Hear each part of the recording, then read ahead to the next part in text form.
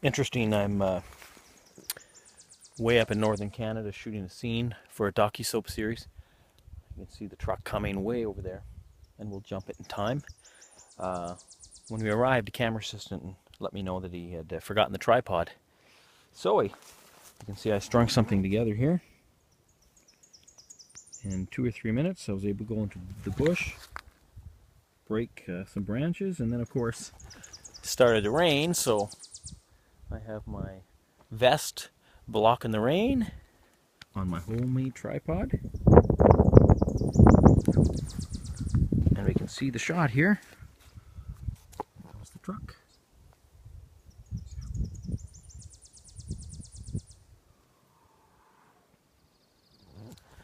There's always interesting challenges that arrive on set. Things don't always go perfect. Usually they don't. But if you keep your cool and roll with the punches, you can always figure out a solution.